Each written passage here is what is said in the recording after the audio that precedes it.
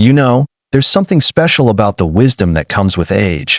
Those little truths you only learn after living a full life. But here's the thing. Growing older isn't just about what you should do. It's also about what you shouldn't. Because let's face it, some habits, some words, even some places, they just don't serve us like they used to. Maybe you've caught yourself saying something that made your grandkids roll their eyes. Or found yourself in a situation that left you thinking, why did I even bother? Well, today we're going to talk about just that. 3 things not to say, 3 things not to do, and 3 places not to go, all backed by the kind of wisdom only our elders can provide. This isn't about rules or restrictions. It's about making life smoother, happier, and a whole lot more enjoyable as we navigate these golden years. So let's start with the first thing you might want to avoid saying. Thing not to say number 1. Back in my day, things were better. Now, I get it. Nostalgia is comforting. There's nothing wrong with cherishing memories. But here's the catch. When we constantly compare the past to the present, especially in a way that dismisses younger generations, it creates a wall between us and the people we love. I'll never forget what my friend Martha, 78, told me. I used to complain about kids these days until my granddaughter said, "Grandma, you sound like you don't like me." That hit me hard. And she's right. When we frame the past as better, it can make others feel like they, or their world, just don't measure up. Try this instead. Share stories with curiosity, not criticism. Instead of saying, "Back in my day, we didn't need all these gadgets." Try. "Tell me how this thing works. I'd love to learn."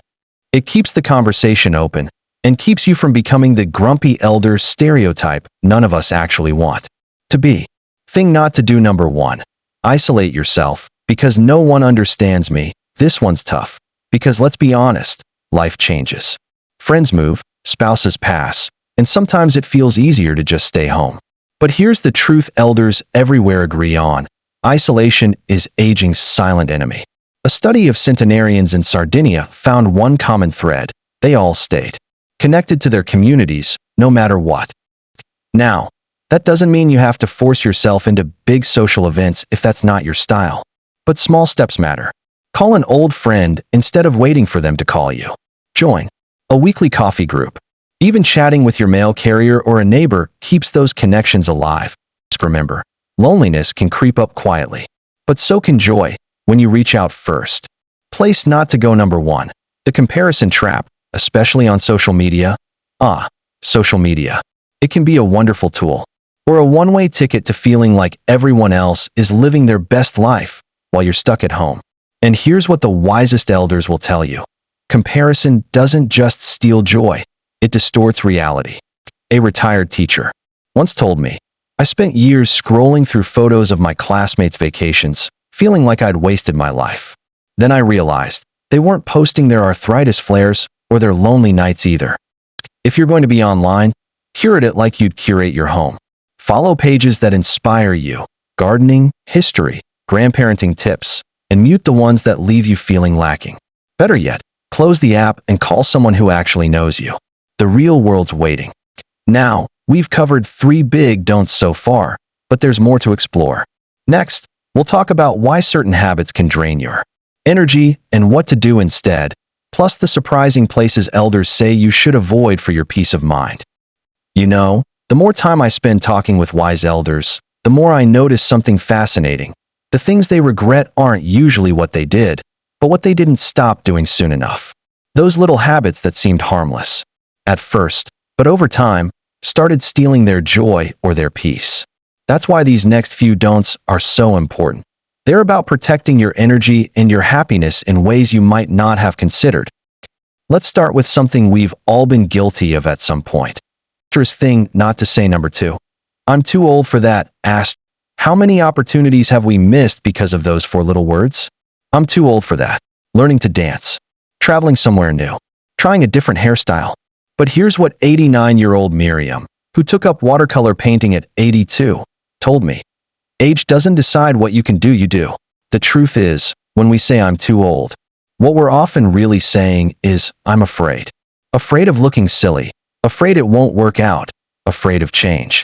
But the elders who thrive are the ones who replace "I'm too old" with "why not me."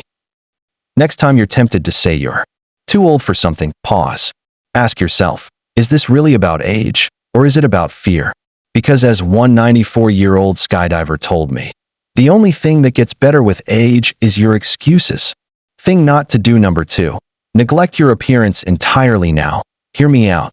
This isn't about vanity. It's about self-respect. There's a big difference between not chasing youth and completely letting yourself go. My friend George, a sharp 92-year-old, puts it perfectly. When I stopped caring how I looked, I started feeling invisible, and then I started feeling old. Asterisk, this doesn't mean spending hours primping or money you don't have.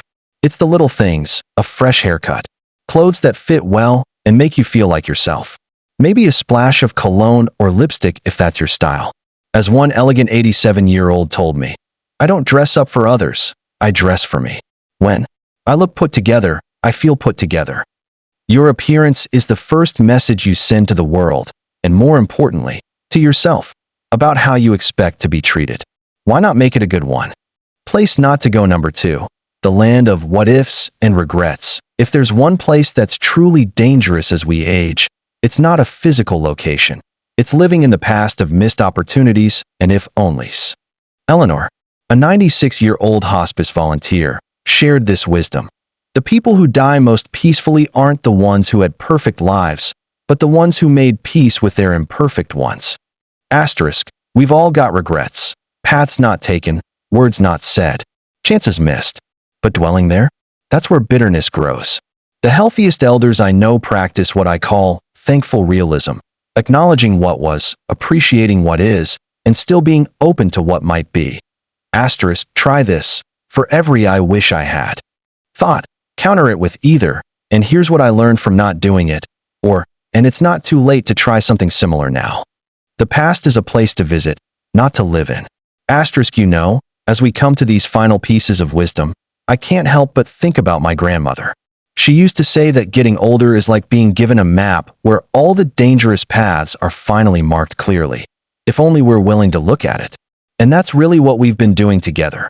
Looking at that map so we can walk forward with more confidence, more joy, and fewer stumbles along the way.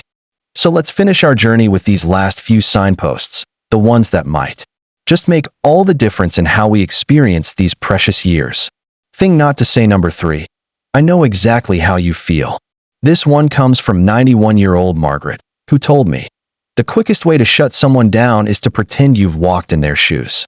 We often say, I know how you feel, with the best intentions. We want to comfort, to connect. But here's the truth. Even if we've been through something similar, we haven't been through it as them. Try this instead. I can't imagine how hard this must be for you. Tell me more. That simple shift creates space instead of assumptions. It says, your experience matters, rather than, your pain isn't unique.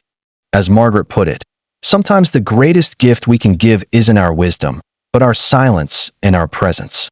Thing not to do number 3. Give unsolicited advice, especially to adult children. Oh, this is a tough one, isn't it? We spend decades guiding our children, only to find that what they need most from us now isn't direction, but trust. 84-year-old Carlos shared this revelation. I realized my constant advice wasn't about helping my daughter.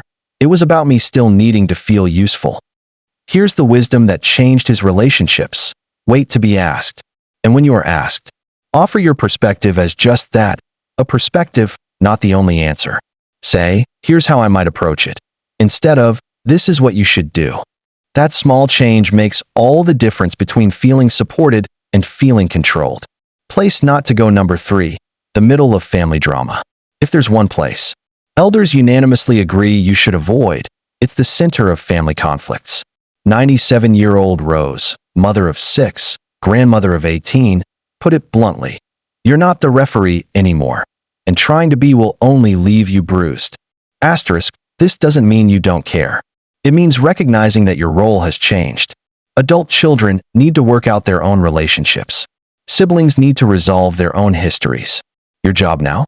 Be the safe harbor, not the battleground. As Rose said, at my age, I've earned the right to say, this doesn't concern me, and go water my roses instead. Closing thoughts, the freedom of letting go as we come to the end of our time together. I want to leave you with what might be the most important lesson of all. Growing older isn't about loss. It's about liberation. Liberation from saying things that push people away, from doing things that drain your spirit, from going places, physical or emotional, that no longer serve you. The elders who thrive aren't the ones who cling hardest to how things were. They're the ones who embrace the wisdom of what to release. And that's my hope for you. That instead of seeing these don'ts as restrictions, you'll see them as invitations. Invitations to more meaningful conversations, more authentic relationships, and more peace in your daily life.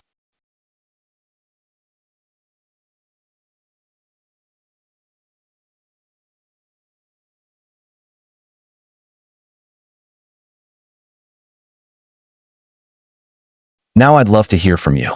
In the comments, share which of these resonated most. Or better yet, share an elderly wisdom don't of your own that we didn't cover. Because that's how this wisdom grows, when we pass it on to each other. If this video spoke to you, do me a favor, hit that like button, subscribe if you haven't already, and share it with someone who might need to hear this today. Remember, getting older isn't about perfect choices, it's about wiser ones. And you? You're already well on your way. Until next time, be gentle with yourself, be open to the world, and keep writing your remarkable story. I'll see you soon.